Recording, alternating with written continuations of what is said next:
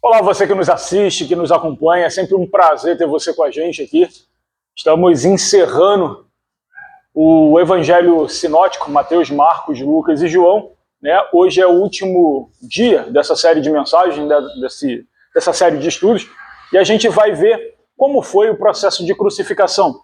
Aquela noite tão terrível em que o nosso Senhor ele foi abandonado por pessoas.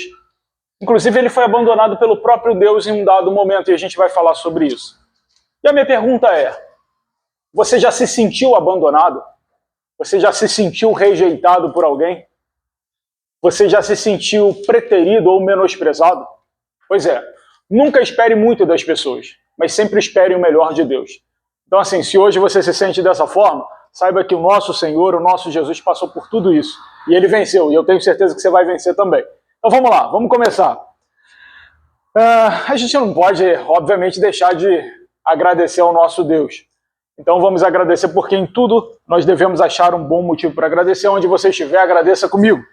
Pai, nós te louvamos porque o Senhor é bom e porque o Senhor é Deus. Obrigado porque até aqui o Senhor nos ajudou. Que o Senhor possa nos conduzir nesse shiur, nesse estudo, e que teu bom Espírito possa falar aos nossos corações. É aquilo que, Senhor, que eu não consigo comunicar, que o teu bom Espírito possa comunicar. Senhor, somos falíveis, não temos todas as informações, mas a gente se esforça, Senhor, e é com esforço que a gente consegue todos os dias nos parecer com o Senhor. Então ajuda a gente, Senhor, em todo tempo, esteja com a gente faz questão da tua presença aqui e em nós. Em nome de Jesus, nós choramos, em nome de Yeshua, nosso Rei, nós te agradecemos. Amém. Então vamos lá. É 14 de Abib, dia 14 de Abib, o dia escolhido por Deus. Era terça de dia, mas era quarta-feira à noite. Então nós sabemos que Yeshua parou para ceiar, orientou os seus discípulos e depois eles cantaram uma linda canção e a gente viu que possivelmente foi a canção de Moisés. Então ele sai dali do cenáculo, o cenáculo dos essênios, e ele começa a ir a uma determinada região. Ele passa pelo Vale de Cedron e quando chega ali, depois do Vale de Cedron, havia um local, um olival. E esse olival, ele ia sempre porque era um costume dele.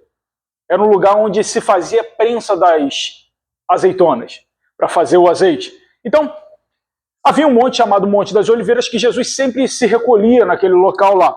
Então, existia um lugar ali, um lugar específico, que era o lugar da prensa de azeite, ficava bem na parte de baixo, chamado Getsemane, ou Getsemane, o lugar da prensa de azeite, que ficava na parte baixa do Monte das Oliveiras. Então, Jesus chega com os seus 11 discípulos, porque um se perdeu, um não era discípulo, um era o que ia trair, mas mesmo assim ele chama de amigo. Então, Jesus chega ao Monte das Oliveiras, na parte mais baixa, e ele deixa alguns discípulos ali e fala, olha, esperem aqui, porque eu vou até adiante com Pedro, Tiago e João, e eu vou me recolher para orar. Então eu preciso que vocês fiquem aí.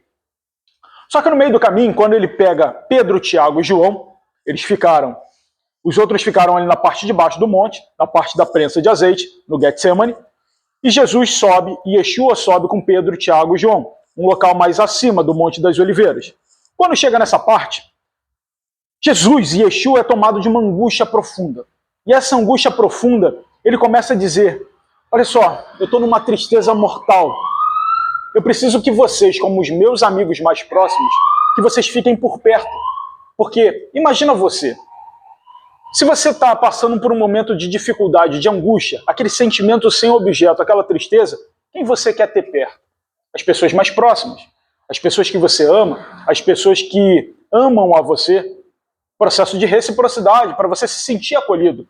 E era isso que Jesus, era isso que Yeshua precisava. Ele precisava se sentir acolhido pelos seus principais amigos, os mais chegados, Pedro, Tiago e João. Então Yeshua chega ali numa parte mais alta do Monte das Oliveiras, depois do Getsemane, e ele chega ali e fala o seguinte, olha só, eu preciso só que vocês fiquem aqui e vigiem. Por favor, vigiem comigo, porque eu vou mais adiante e vou orar. Quando Yeshua vai adiante e ele começa a orar, isso está descrito lá em Mateus 26, 38, para quem puder acompanhar e quiser ver a referência. Então, da primeira vez, Yeshua fala para Pedro, Tiago e João, aguardem aqui, vigiem, tá? Porque eu vou mais adiante e eu vou orar. Então, Yeshua, da primeira vez, ele se ajoelha com o rosto em terra. Imagina alguém que está profundamente angustiado, que sabe que vai morrer. Ele ajoelha com o rosto em terra e ele começa a orar. E ele ora por 1 hora. Só que quando ele ora, por que se recita, por que foi escrito que Yeshua fez essa oração? Porque eram os momentos em que ele falava mais alto e dava para ouvir. Então ele dizia, Abba, Pai, eu sei que tudo é possível ao Senhor, mas se possível, se for possível, afasta de mim esse cálice sem que eu beba, mas todavia não seja feita a minha vontade, mas a sua. Então, nos momentos de mais intensidade, ele gritava isso. Ele falava mais alto a ponto de outras pessoas ouvirem. Lembrando que Pedro, Tiago e João deveriam estar vigiando.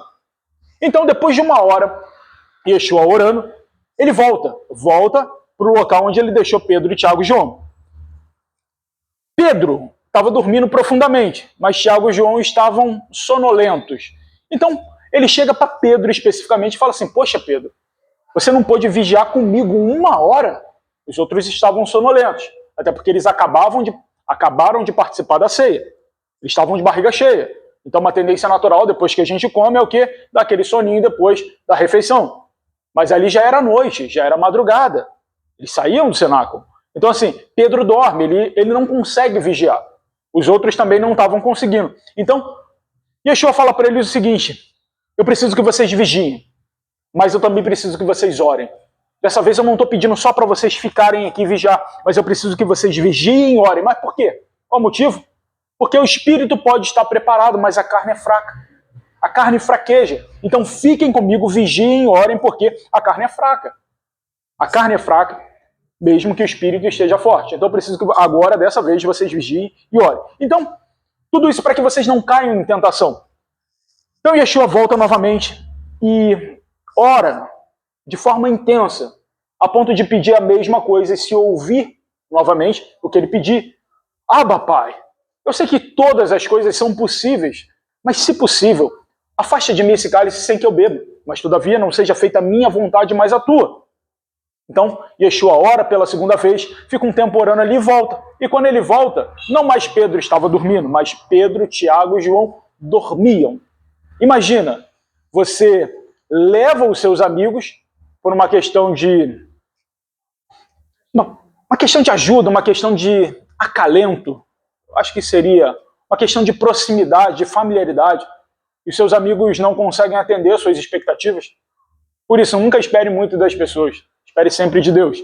Então Yeshua começa a orar, só que ele ora tão intensamente a ponto de acontecer um fenômeno estranho, difícil de acontecer. Ele estava tomado de uma profunda angústia na alma, a ponto de o seu sistema adrenérgico disparar. As catecolaminas do corpo começarem a disparar de forma desordenada. Ele fica muito adrenérgico, na hora adrenalina lá no alto, cortisol lá no alto, a ponto dos capilares da extremidade começarem a estourar. Então, enquanto ele grita, Abba, Pai, eu sei que todas as coisas são possíveis, ele começa a suar e transpirar. Mas transpirava tanto, a ponto de quebrar os capilares sanguíneos e ele suar grandes gotas de sangue que caíam no chão. Para você ver tamanha angústia do Filho de Deus, porque ele já sabia o que ia passar. Ele já tinha certeza do que iria acontecer com ele. Então ele fica ali transpirando e ao mesmo tempo pedindo a Deus, Abba, Pai, que não seja feita a minha vontade, mas a tua. Então ele sofre de um fenômeno chamado hematidrose, a quebra de capilares sanguíneos, suando grandes gotas de sangue que caíam no chão ali. Então, isso está descrito lá em Lucas 22, do 43 ao 44. Abre aí, por favor, a tua Bíblia, para a gente dar uma lida nisso também. Enquanto Yeshua, ele ora e pede a Deus, a oração dele é tão intensa, a angústia da alma dele é tão intensa, que aparece um anjo para fortalecer ele. Mas como assim? Um anjo aparece para fortalecer Yeshua? Sim. O Filho de Deus precisou de um anjo, precisou que um anjo descesse, a mando do próprio Deus, para fortalecer Yeshua. A gente vai perceber o que o anjo possivelmente falou a Yeshua para, de repente, confortá-lo. E a gente vai ver um pouquinho mais lá na frente. Lê para mim, por favor, Lucas 22, do 43 ao 44. E apareceu-lhe um anjo do céu, que o fortalecia. E, posto em agonia, orava mais intensamente, e o seu suor tornou-se como grandes gotas de sangue, que corriam até o chão. Você vê tamanha angústia do Filho de Deus. sabendo que iria passar por uma situação muito difícil. Então o anjo o consolou, o fortaleceu. E a gente vê mais à frente o que Yeshua poderia ter solicitado e ele não solicitou, porque ali foi um momento de estresse. Então Yeshua volta um tempo depois de ter orado, o anjo aparece.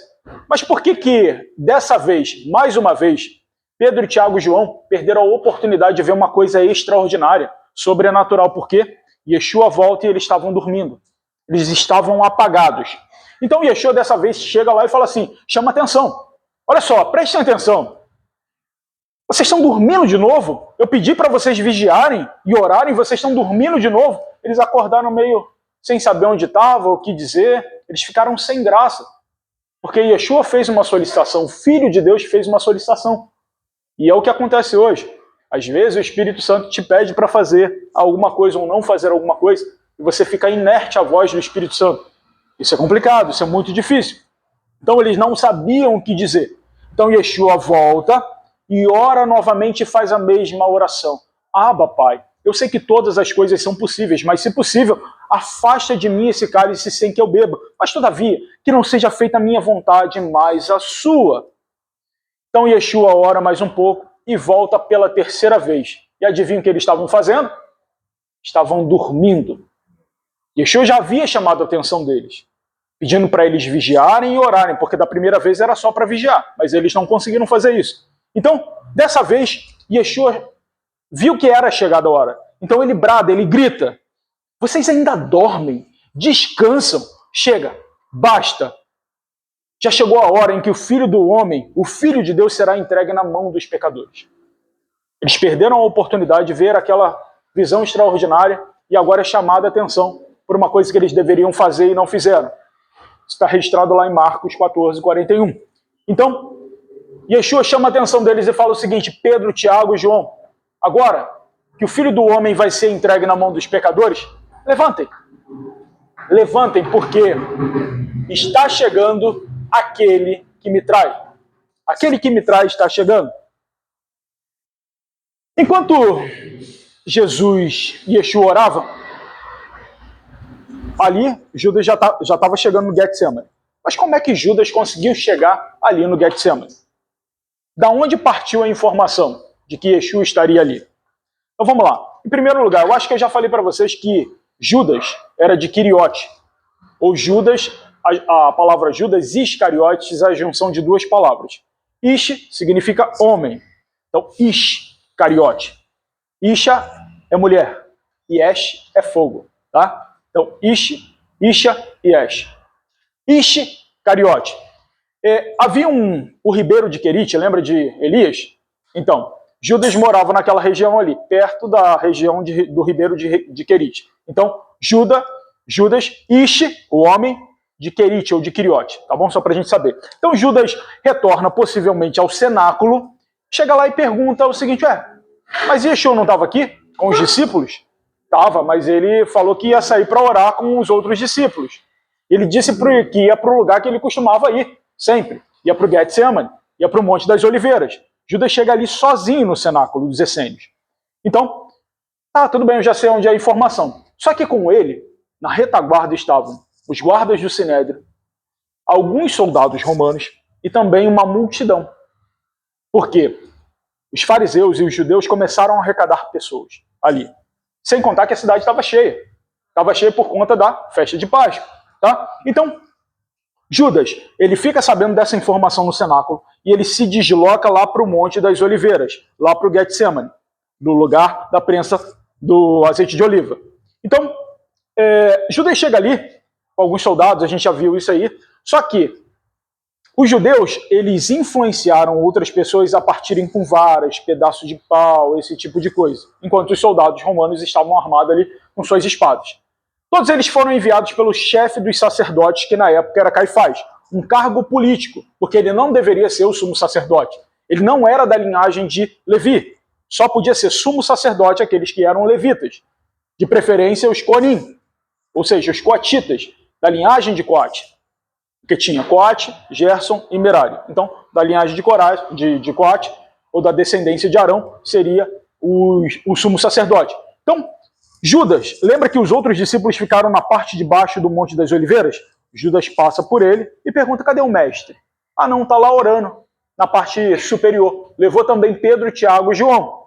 Judas passa por eles e sobe. Logo em seguida vem os fariseus, os soldados do Sinédrio, aliás, os soldados romanos e os guardas do Sinédrio. E foram acompanhando Judas. Aqueles discípulos que estavam ali na parte de baixo começam a acompanhar eles também. E uma multidão vem seguindo. Eles não foram sozinhos. Então, assim, a cidade estava cheia. Imagina que alguém vai no cenáculo e do cenáculo uma multidão com soldados e pessoas começa a se deslocar para um local. Muita gente curiosa. E muita gente foi. A gente vai entender o que aconteceu no meio do caminho.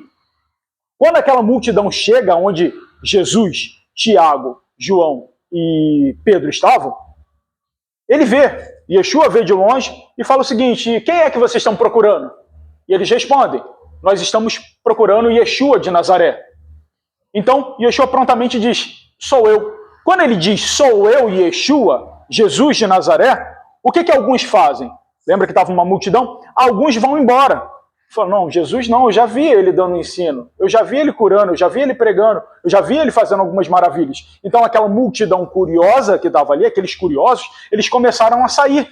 Eles não queriam compactuar com aquilo ali. Outros, quando ouviram que ele era Yeshua, se prostraram, se ajoelharam, porque reconheceram a autoridade dele, sabiam que... Eles não sabiam nem por que eles estavam ali, nem qual era o objetivo daqueles soldados, daquele pessoal estar ali. Achava que era alguma coisa boa, talvez, mas estava todo mundo com a lamparina. De repente tocha? Pode ser, mas acho difícil. Acho muito mais provável com lamparina. Tá? Então, alguns recuam, alguns vão embora, outros se prostram. Mais uma vez, Yeshua perguntam, a quem vocês estão procurando? E respondem, nós estamos procurando Yeshua de Nazaré. Nós estamos procurando Jesus de Nazaré. E ele diz, sou eu Jesus de Nazaré. Então, Yeshua se aproxima e se antecipa e fala o seguinte, eu sou Jesus, agora eles, deixem eles irem, para que nenhum deles se perdesse. Isso está descrito lá em João 18, versículo 8 e 9. Então, Yeshua chega para Judas e pergunta na maior naturalidade. Tá, Judas e uma multidão, várias pessoas que queriam prender Yeshua. O que traz você aqui, meu amigo? Meu amigo? O que traz você aqui, meu amigo? Então, Judas se aproxima de Yeshua para cumprimentar ele e diz o seguinte, salve, salve, mestre. Mas o termo original, lembra que quando Judas pegou o pão molhado e comeu, o que aconteceu? O diabo que tinha influenciado ele anteriormente entrou nele. Lembra que o príncipe desse mundo já está chegando? Então ele já estava possuído ali. Então, o que diz é que Judas chegou mais perto de Yeshua e disse, salve-se, mestre, no sentido de deboche, porque ele estava possuído. Então não é salve, mestre, porque a tradução está salve, mestre, mas salve-se, mestre. Essa seria. E ele vai lá e dá um beijo em Yeshua. E Yeshua fala, você me trai com um beijo? Tudo bem, não há problema. Agora, os discípulos, quando veem aquilo ali, aquela situação, chega perto de Yeshua e fala o seguinte, olha só, as espadas que o Senhor falou, a gente já pode usar elas? Yeshua não responde nada, fica na dele. Calma, vamos aguardar. Só que enquanto Yeshua tenta responder, tenta acalmar os ânimos ali, porque estava uma gritaria, uns iam embora, outros ajoelhados, outros... Estava uma confusão aquilo ali. Malco, que era o chefe do sumo sacerdote, ou seja, ele era um dos principais que estava ali abaixo, a serviço do sumo sacerdote. Ele estava ali, ele bota a mão em Yeshua. Quando ele bota a mão em Jesus, o que Pedro faz? Saca a espada. Lembra que todo sanguíneo ele é expansivo? Ele saca a espada. Só que quando ele saca a espada, ele faz isso aqui. No que ele faz isso aqui era para arrancar a cabeça de Malco. Só que Malco desvia e a espada vem aonde? Na orelha. Quando vem na orelha, já dispersa, os soldados já vêm em cima dele, Yeshua já vai lá e chama a atenção de Pedro. E fala, Pedro, olha só, presta bem atenção no seguinte, por um acaso, eu não beberei do cálice que meu pai me deu? Presta bem atenção, guarda essa espada, porque aqueles que impõem a espada morrerão pela espada também. Então guarda a espada. Então aquele confusão todo, aí sim a gente entende qual Possivelmente foram as palavras do anjo para fortalecer Yeshua, porque Yeshua disse o seguinte: acaso eu, como filho de Deus, não poderia pedir agora, estaria à minha disposição 12 legiões de anjos? Então o que se entende, o que se acha que aconteceu, foi que quando o anjo desceu ali da segunda vez, quando Yeshua foi orar, dizendo o seguinte: a hora que você quiser desistir, já está de prontidão, 12 legiões de anjos. É só você dizer que quer desistir e chamar a gente que a gente desce. Não tem problema. Por que seria necessário a intervenção dessas 12 legiões de anjos? Porque estava ali imperando, o império das trevas estava todo ali em peso. É chegado o reino das trevas. Estava todo mundo ali em peso. Então, as hostes celestiais também se prepararam. Então, a hora que você quiser desistir, pode chamar que a gente já está de prontidão. Então, Yeshua fala isso. Pedro, se eu quisesse, estaria à minha disposição agora 12 legiões de anjos. E cada legião tem ali entre 80 e 100 soldados. 80 e 100 combatentes, tá? Só para a gente saber. Então, Yeshua, lembra que a orelha de Malco foi arrancada? A orelha de Malco cai no chão. Só que a Bíblia diz que Yeshua tocou no local da orelha e a orelha voltou para o lugar. O que significa dizer que a orelha velha ficou no chão e nasceu uma orelha nova. Eis que, haja luz, eis que faço nova todas as coisas. Né? Até porque quando o Filho de Deus resolve operar, ele faz o melhor que ele pode com o poder que ele tem. Então assim, a orelha velha deixa no chão, meu irmão. Botou a mão no local do ferimento e criou uma orelha nova, tá? Só para a gente saber. Então, Yeshua chama a atenção daqueles que foram prender ele. Estava todo mundo ali. Yeshua começa a dizer o seguinte: olha só, por um acaso, eu estou chefiando alguma rebelião, algum motim? Eu não sou zelote, vocês já sabem disso. Eu sou fariseu, eu sou separado, segregado. Então, eu estava lá no templo ensinando vocês. Eu estava lá pregando o evangelho, contando muitas parábolas. Eu curei, inclusive, muitos de vocês. Eu curei pessoas que vocês amam. E agora vocês vêm a mim como se eu fosse um criminoso, chamando a atenção deles. E eles possivelmente ficaram ali meio sem jeito. Então, Yeshua fala: a culpa não é de vocês. Então, em Lucas 22, 53, eu vou pedir para vocês abrirem e lerem, por favor. Yeshua diz o seguinte: eu sei que essa hora é a hora em que as trevas reinam, e por isso vocês se levantaram contra mim. Dê para mim, por favor. Lucas 22, 53. Tenho estado todos os dias convosco no templo, e não estendestes as mãos contra mim, mas esta é a vossa hora e o poder das trevas. Entende? Então, por isso, já que as hostes da maldade estavam lá, então as 12 legiões de anjos estavam preparadas também, caso precisasse de intervenção. Mas essa seria a vontade do filho, mas não a vontade do pai. Né? Esse é o grande segredo. Só que estava um absurdo ali, e orelha para lá, e multidão para cá, e gente caindo, e gente prostrada, e soldado, e um falatório danado, todo mundo no escuro, todo mundo no alto do monte, todo mundo seguindo. Muitos curiosos foram lá também para ver. E a gente percebe que nessa correria toda, pegaram Jesus, mas tentaram prender alguns discípulos, mas os discípulos fugiram, abandonaram Yeshua sozinho. Ele literalmente abandonou. Só que tinha um jovem que algumas pessoas dizem: era Marcos. Não, não era Marcos. Marcos surgiu muito depois. Até porque, assim, quando a gente vê o evangelho escrito por Marcos, na realidade não foi ele que escreveu. Foi Pedro ditando e Marcos escreveu o evangelho. Marcos não estava lá, tá? Só para a gente entender que o evangelho de Marcos é classificado como o evangelho petrino, ou evangelho de Pedro. Lucas também não estava lá. Mas o evangelho de Lucas é um evangelho paulino, porque a conversão de Lucas também teve correlação com Paulo. Só para a gente entender. Então não era Marcos que estava fugindo ali. Mas por que esse jovem chamou tanta atenção? Porque ele estava com um lençol de linho por cima, e na hora que tentaram pegar ele larga o lençol de linho, pega um lençol de linho e ele sai correndo pelado. O cara saiu correndo peladão ali. Estava escuro. Eu acredito que esse camarada era um dos curiosos, que foi ver o que estava acontecendo ali, só que não era um curioso pobre. Quem teria condição ali? E outra coisa, essa pessoa morava em casa. não estava ali junto com o pessoal do templo, com a multidão, o pessoal que veio de fora. Ele morava em casa. Então ele estava em casa, viu a multidão indo ali, ele bota um lençol de linho para ver o que estava acontecendo. Vai seguindo, quando ele vê, ele já está lá no bolo, todo mundo ali. Então, opa, esse aqui parece com eles. Era barbudo, nariz grande, cabeludo, é um deles. Pega o lençol e o cara sai peladão. É isso que acontece. Está descrito lá, se vocês quiserem. O cara que saiu peladão enquanto Yeshua era preso, está em Marcos 14, versículos 50 a 52, tá? Só para vocês saberem. Então, só para a gente saber, nessa perspectiva. Depois de Yeshua chamar a atenção do pessoal, amarraram o Yeshua com cordas e levaram ele para onde? Não deveriam levar para lugar nenhum. Já começou errado. Porque não se faz nenhum processo jurídico. Isso é ilegal, imoral, antiético. Não deveria ser feito na parte da noite. Já começaram errado. Mas aí o que eles fazem? Pegam Yeshua, amarram ele com cordas e levam para casa do ex-sumo sacerdote Anás. E quem era Anás?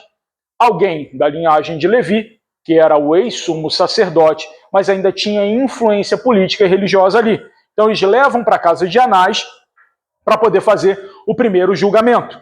Então o primeiro julgamento de Yeshua não foi no tribunal, mas na casa de um ex-sumo sacerdote, que era da linhagem de Levi. Tá? Só para a gente saber. Quando levam Yeshua, Pedro e o discípulo que Yeshua mais amava vão acompanhando de longe. Só que fazia muito frio. Então, fazia muito frio. Eles foram para a casa de Anás, levaram Yeshua lá, isso está descrito em João 18:15, que fazia muito frio.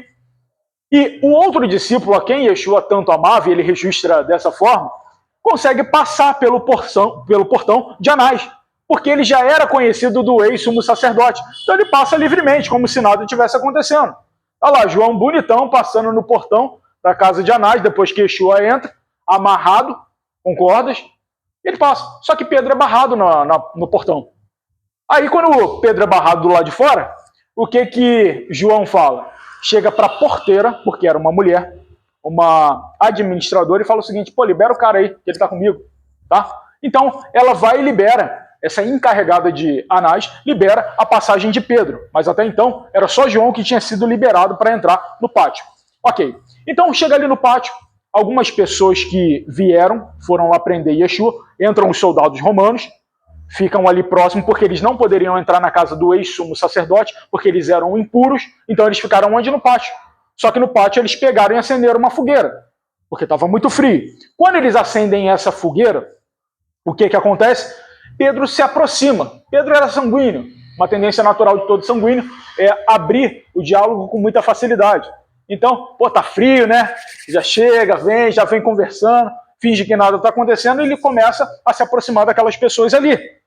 Então, aquela que era a encarregada de abrir o portão, que liberou Pedro, chega e fala o seguinte: olha só, esse camarada aí, eu acho que ele era um dos que estavam lá.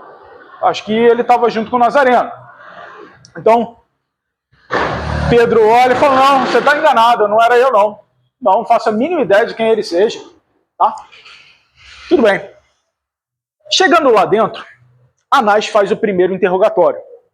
Ele faz um interrogatório perguntando o seguinte: em relação aos discípulos, em relação ao seu ensino, como é? O que você está fazendo? O que você está ensinando? O que você ensinou para os seus discípulos? Então Yeshua responde: calma aí, você não está sabendo? Você, como ex-sumo sacerdote, deveria saber de todas as coisas? É influente politicamente, religiosamente? Você não sabe? Olha só, eu ensinei nas sinagogas, ensinei no templo, ensinei de forma aberta. Eu não disse nada, absolutamente nada em segredo. Então por que você está me interrogando? Você não tem nem esse direito de me interrogar. Aí, o guarda do Sinédrio, vendo que Yeshua estava se impondo e Anás estava começando a recuar, ele vai lá e bate em Yeshua. Ele bate em Yeshua e fala assim: preste atenção como é que você fala com o sumo sacerdote. Aí Yeshua chega para ele e fala o seguinte: olha só, por que você está me batendo? Por que você está me batendo? Me fala o que eu disse de errado. Porque eu estou falando a verdade. E se eu estou falando a verdade, por que você me bateu? Isso está registrado em João 18:23. Aí Anás vê que não vai levar em nada aquilo ali, porque ele já estava passando vergonha. Então Anás vai lá e transfere Yeshua para a casa de Caifás. Mais um erro.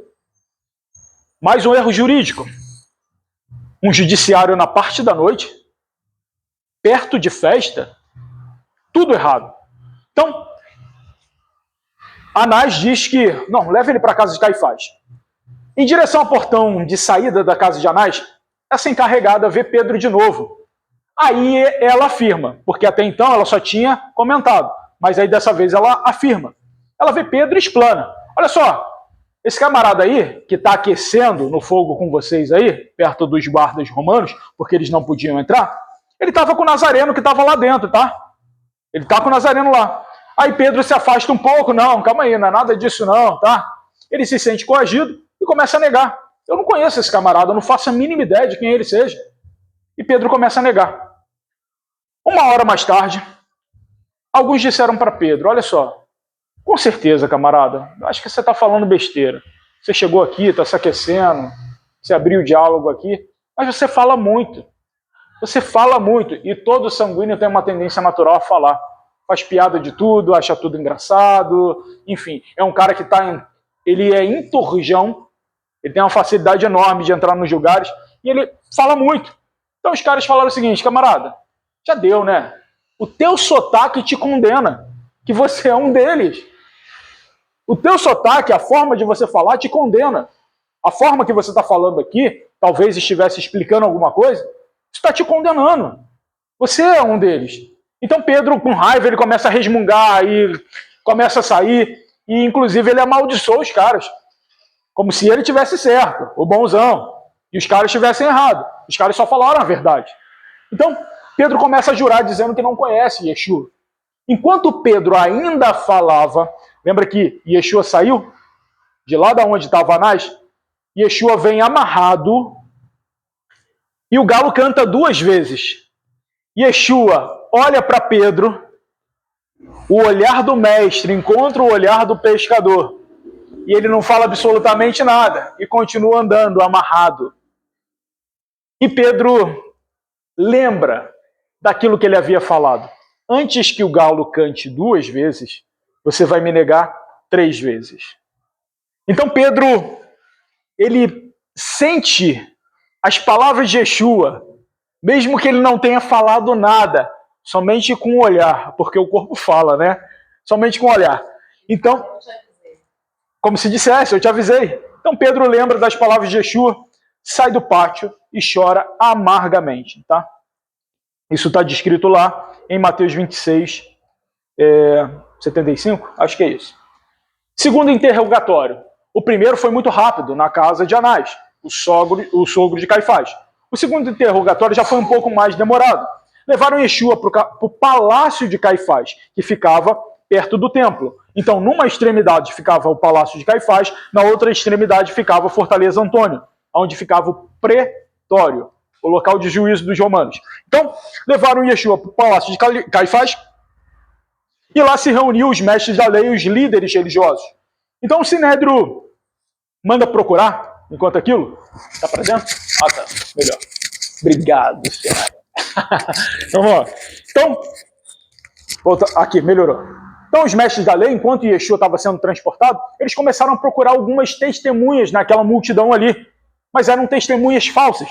Encontraram 2 testemunhas meio esfarrapadas que disseram o seguinte, eu lembro que ele disse que ia destruir o templo em 3 dias e ia reconstruir.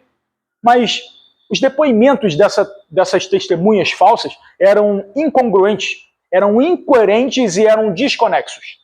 Então eu falo, pô, cara, testemunha bosta que vocês conseguiram, cara. Como é que a gente vai conseguir condenar ele com essas 2 testemunhas? Aí é que Caifás entra no circuito. Caifás entra e começa a fazer algumas perguntas. E Yeshua fica em silêncio, não fala absolutamente nada. E ele não iria falar nada, com exceção de uma única coisa, uma palavra mágica que Caifás fala. Caifás, vendo que Yeshua não iria se pronunciar, ele conjura. Ele diz, eu conjuro em nome do Deus vivo, e fala o nome do tetragrama, que você diga ao sumo sacerdote, quem é você? Se você é o Messias, o ungido de Deus, e se você é o Filho de Deus. Aí sim, Yeshua diz, eu sou o Filho de Deus. E eu vou te dizer mais uma coisa, vai chegar o dia em que vocês me verão assentado à destra, à mão direita do Todo-Poderoso, e vocês vão me ver também descendo sobre as nuvens do céu. Isso Yeshua fala para ele. Aí o que Caifás faz? Rasga as suas vestes. Outro erro. E diz, blasfêmia! Imagina um velho falando, blasfêmia! E ele rasga a roupa. Só que isso também seria uma coisa que ele não deveria fazer. Por quê? As vestes do sumo sacerdote representavam a lei de Deus. E uma vez que ele pega e rasga as suas vestes, é como se ele rasgasse Êxodo, Levítico, Número, Deuteronômio e Números. Entende? Então ele estava rasgando a palavra de Deus, estava rasgando a Torá. E aí Caifás, depois de rasgar a sua roupinha e entrar ali em êxtase, dizer que era blasfêmia, ele pede opinião a um colegiado corrompido. Ele chega e direciona a pergunta para aqueles religiosos que estavam ali, os fariseus, enfim. Ele começa a perguntar. Ele disse isso, vocês ouviram, vocês também ouviram. Então o que ele merece? E todos dizem, é réu de morte. Ele merece a morte. Ele precisa morrer. Só pelo que ele falou. Então, o que fizeram? Ali, um grupo de pessoas, mais de 50 pessoas, porque o Sinédrio era composto de 70 pessoas, e alguns não participaram. Tá? Tava todo mundo lá na casa de Caifás. Todo mundo. Porque ele convocou uma reunião extraordinária. À noite, na surdina. Eles amarraram Yeshua, vendaram o seu rosto, e eles começaram a espancar Yeshua. De mão aberta, começaram a escarrar em Yeshua. Começaram a cuspir.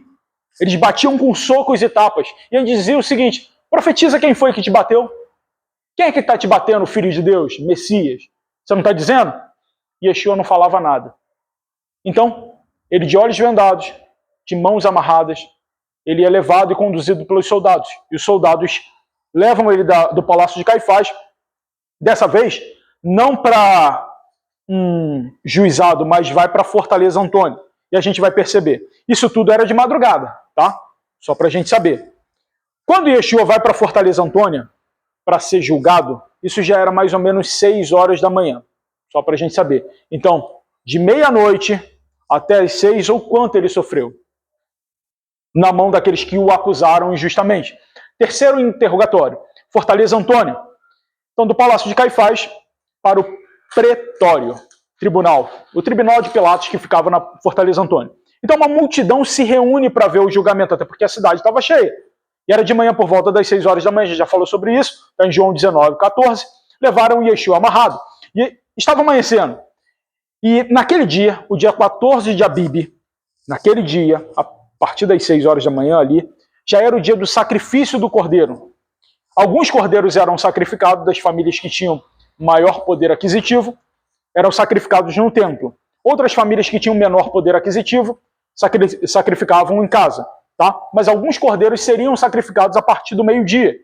E 3 horas da tarde seria sacrificado o cordeiro principal diante de toda a multidão no templo. Porque o templo era um lugar de sacrifícios. A sinagoga era um lugar de ensino. Só para a gente entender os dois lados. A sinagoga era o lugar do ensino e aprendizado. O templo era o lugar e o local de sacrifício. Então, estava amanhecendo, era dia 14 de Abib, e o dia do sacrifício do cordeiro, descrito lá em Números, tá? Números e Levítico. Pilatos, ele está lá no pretório, tudo bem, só que aquele dia era o dia do sacrifício do cordeiro. Os caras que eram fariseus não poderiam se contaminar. Então fala o seguinte, ó, a gente vai aguardar aqui fora da Fortaleza Antônia para não se contaminar, porque vocês são gentios e pecadores. Pecadores, o cara que estava entregando um inocente à morte. Vocês são pecadores, mas pede para Pilatos vir aqui fora que a gente quer falar com ele. Yeshua amarrado, com os olhos vendados. Aí, beleza. Sai lá. Saiu Ai, não, eu ia falar uma outra coisa. Os fariseus ficaram do lado de fora da Fortaleza Antônia. Pilatos começa a sair. Sai, olha e fala o seguinte, mas quem é esse camarada aí? Não, é para você julgar. Ah, mas qual a acusação desse homem? E Pilatos diz, olha só, eu não tenho nada a ver com essa lei de vocês, não. Isso é um problema de vocês, cara. Vocês que resolvam seus BOs. Vocês arrumaram um problema, vocês resolvem eles. Vocês não têm uma lei? julga esse homem que vocês estão dizendo que é criminoso de acordo com a lei de vocês. Eu não tenho nada a ver com isso. Então Pilatos tenta sair. Mas Pilatos já sabia quem era Yeshua. E a gente vai ver mais na frente sobre isso. Aí o que eles disseram? Olha só, vocês dominaram Jerusalém, dominaram Israel. A gente não tem poder de executar. Quem executa é Roma. Então assim, se quem executa é Roma, você é que tem que julgar, Pilatos. Aí Pilatos volta para dentro do petróleo. Era isso que eu tinha. Pretório não. Pretório. Tá? Volta para o juizado na Fortaleza Antônia e fala, traz ele aqui. Os caras ficaram lá fora para não se contaminar. Tá aí a foto de Herodes e de Cláudia. Então a mulher de Pilatos, sabendo que Yeshua havia estado ali, ela já havia tido um sonho também, alguns sonhos, ela sabia que Yeshua estava com Pilatos. E ela manda uma mensagem. Ela manda uma mensagem muito preocupante. Então lê para mim, por favor, Mateus 27. Porque Pilatos não queria se envolver nesse BO. Não queria se envolver nessa confusão.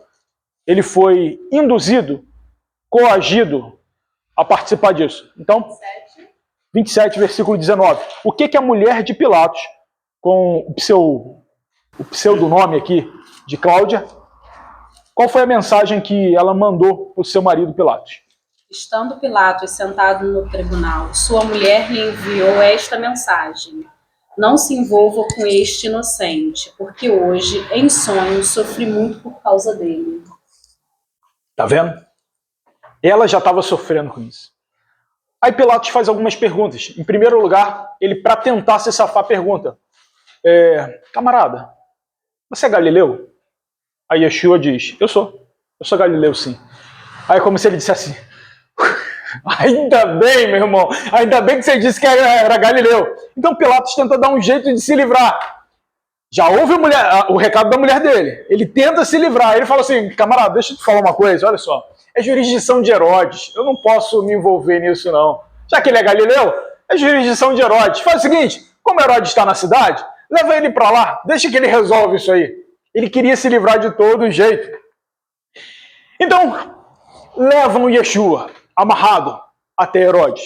Quando Herodes vê Yeshua, ele fica muito feliz. E por quê? Porque Herodes queria ver um sinal milagroso do primo de João Batista. Lembra? Lembra. Porque da mesma forma que trouxeram boas referências dos discípulos, trouxeram também boas referências do mestre dos discípulos, dos sinais milagrosos. Então, Herodes, quando vê Yeshua ali, ele fica muito feliz. Opa, vai acontecer algum sinal milagroso. Então Herodes começa a questionar Yeshua e faz muitas perguntas. Só que ele, como cordeiro, ele permaneceu mudo. Gravem bem isso, porque isso é interessante. Cordeiro mudo. Yeshua não falou absolutamente nada. Enquanto Herodes pergunta algumas coisas, os sacerdotes que estavam perto, ali, eles começaram a acusar e gritar. Yeshua não fala nada, ele não vai se defender, mas os sacerdotes, os líderes religiosos começaram a gritar, dizendo que ele blasfemou e por aí falou, tudo bem.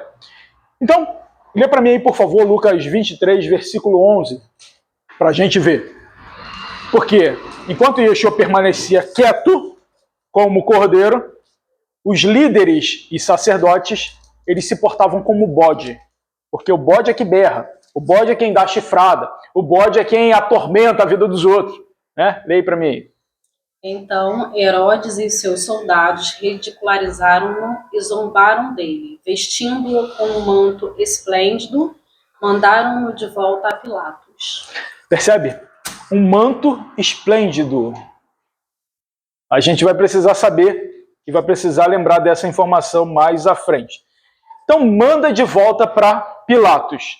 Yeshua volta para Pilatos. Lê para mim em Lucas 23, do 13 até o 16. Pilatos reuniu os chefes dos sacerdotes, as autoridades e o povo, dizendo-lhes: vocês me trouxeram este homem como alguém que estava incitando o povo à rebelião. Eu o examinei na presença de vocês e não achei nenhuma base para as acusações que fazem contra ele. Nem Herodes, pois ele o mandou de volta para nós. Como podem ver, ele nada fez que mereça a morte. Portanto, eu o castigarei e depois o soltarei. Muito bem. Pilatos ali, na realidade, ele estava fazendo o papel de sumo sacerdote. quem é que avaliava o cordeiro para o sacrifício? Era o sumo sacerdote. Então Pilatos fez a investigação, a inspeção do cordeiro, diz: não acho nenhuma falha nesse cordeiro, tá? Mas vou mandar açoitar. E depois vou soltar. Eu não quero me envolver nisso. Ele já deixou desde o início claro que ele não queria se envolver nisso. Então, ele traz Yeshua e pergunta novamente: mas você disse que era rei dos judeus. Você é rei dos judeus?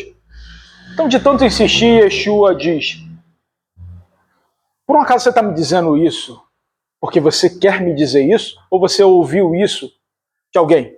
Falaram ao meu respeito sobre isso? É você quem quer saber? Ou você ouviu falar sobre isso? Então, Pilatos diz: presta atenção, eu não sou judeu. Eu não sou judeu. E foi o seu povo, os seus líderes, que me trouxeram você para que eu pudesse julgar. Só que o que você fez?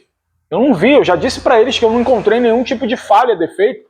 Eu não encontrei nenhum tipo de acusação que mereça o que você está passando. Ele reconheceu. Então, Yeshua não responde nada. E Pilatos fica impressionado no sentido: caramba, o que eu faço? Eu não faço a mínima ideia. Esse cara está aqui, os caras estão lá fora coagindo, botando pressão. O que eu faço? Meu Deus. No sentido de impressionado dessa forma. Ele já estava entrando meio que em desespero ali. Então, Yeshua diz para ele: o meu reino não é desse mundo. O meu reino é eterno. Eu preciso que vocês leiam para mim Isaías 52, 7, por favor. Como cordeiro mudo ao matadouro. Isaías 52, versículo 7. E depois alguém lê para mim João 18, do 35 ao 38, por favor.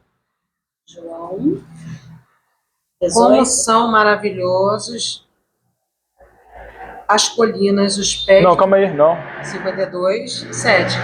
52, 7? É. Isaías? Isaías.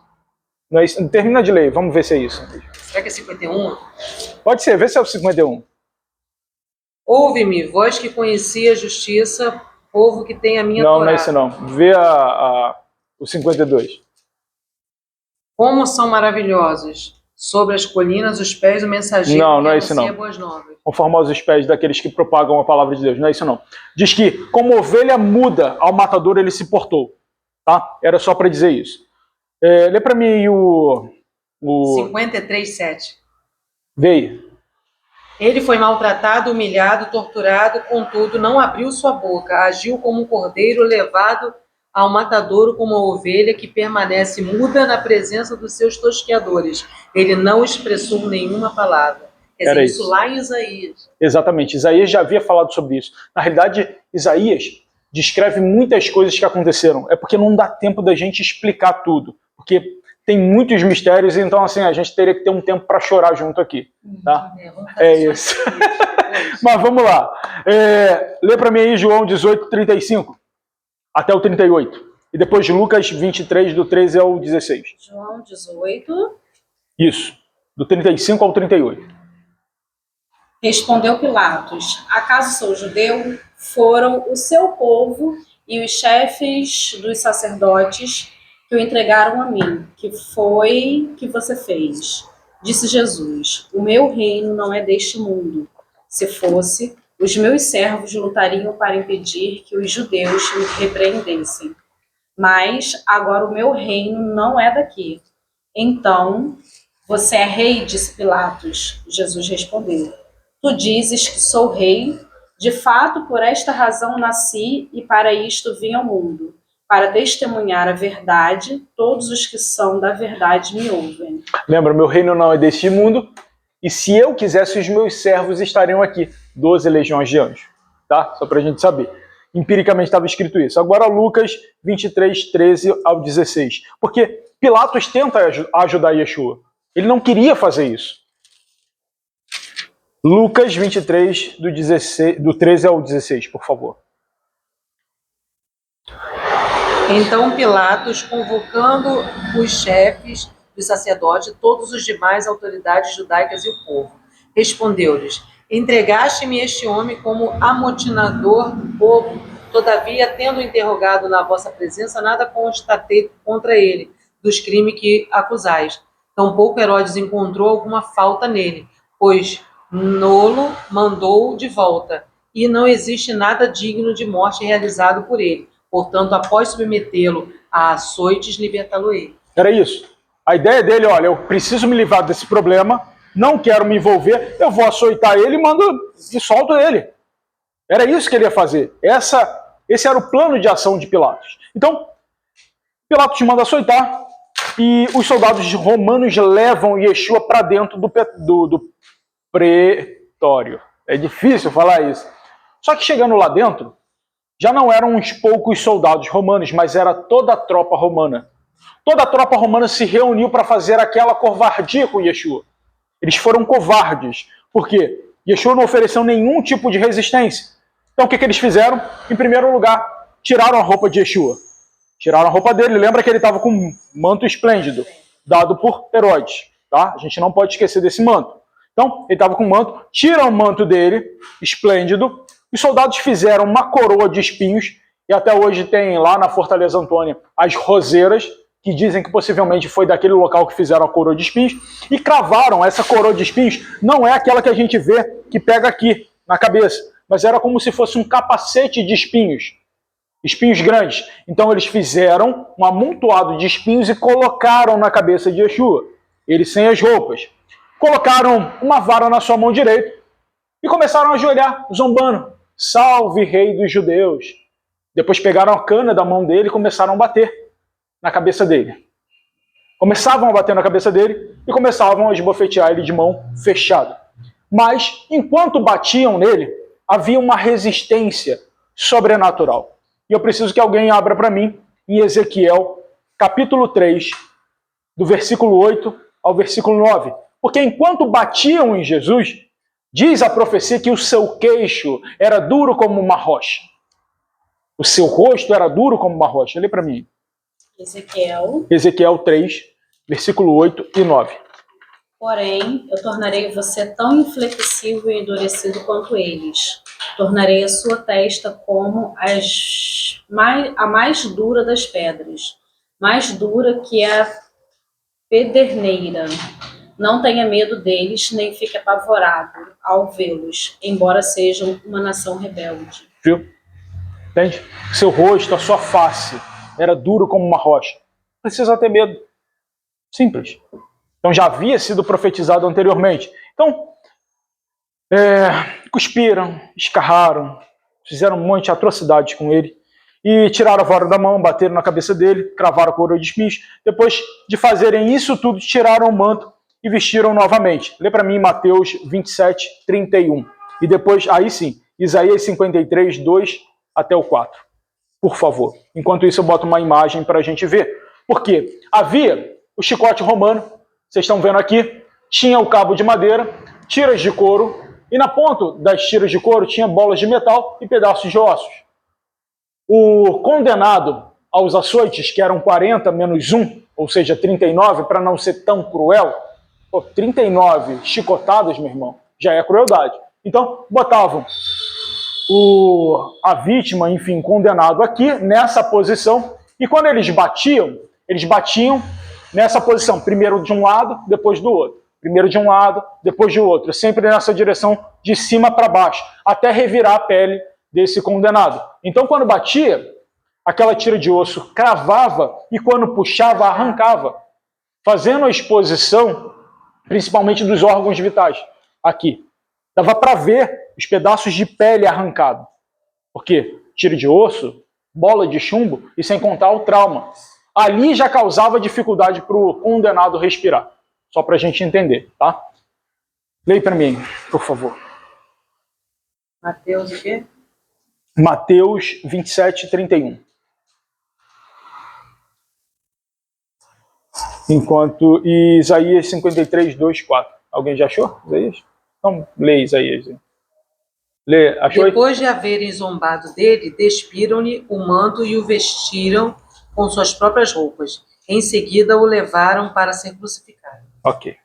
Isaías 53. 2 até o 4.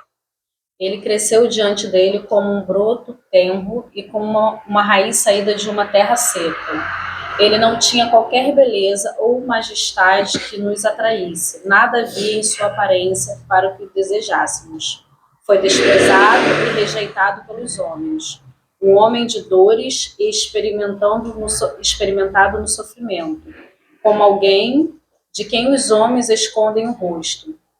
Foi desprezado e nós não o tínhamos em estima. Certamente, ele tomou sobre si as nossas enfermidades e sobre si levou as nossas doenças. Contudo, nós o consideramos castigado por Deus atingido e afligido. Pois é, então assim, a visão que Isaías tinha era a visão de um Cristo, de um ungido, do Filho de Deus que havia sido castigado, torturado. Ele teve aquela visão do Cristo torturado, nessa fase aí. Por isso a gente olhava para ele, não tinha qualquer formosura, qualquer beleza. Entende? Então, torturaram Yeshua sem motivo, a ponto de Pilatos dizer uma coisa. O que é que Pilatos disse? Lê para mim João 19, versículo 4 até o 5. O que é que Pilatos disse depois da tortura?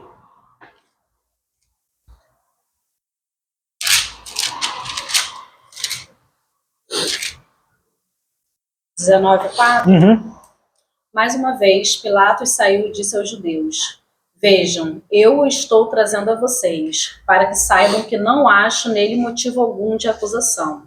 Quando Jesus veio para fora, usando a coroa de espinhos e a capa de púrpura, disse-lhes Pilatos: Eis o homem. Eis o homem. E essa frase está até hoje lá na Fortaleza Antônio. Se vocês quiserem pesquisar na internet, foi a frase que Pilatos usou. Eis o homem. Tá? Então Pilatos já tinha mandado açoitar, achando que seria suficiente para aplacar a fúria daqueles religiosos, falsos religiosos. Até porque religião é aquele que conecta o ser humano a Deus. Só que, quem é que era condenado por Roma? Condenado à crucificação? Eram assassinos, pessoas que eram assassinas de romanos. Por exemplo, Zelote. Zelote, eles eram religiosos, mas eles eram assassinos de soldados romanos. Então, eles seriam, sim, condenados à crucificação. Então, só era condenado à crucificação aqueles que eram assassinos de romanos. Yeshua não era assassino de ninguém, muito menos de romano.